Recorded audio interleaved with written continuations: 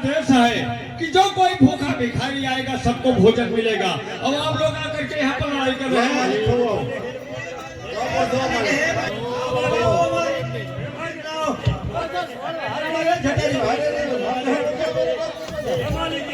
अरे मैं खिलाऊंगा भैया, सबको खिलाऊंगा। अरे मैं कह रहा हूँ, अरे क्यों परेशान है भैया, मैं सबको खिलाऊंगा, लेकिन थोड़ा सा बात सुनोगे?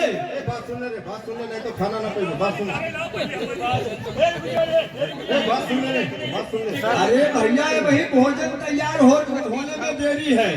जब तक भोजन तैयार हो रहा है, जब तक आप लोगों को कुछ काम करना पड़ेगा।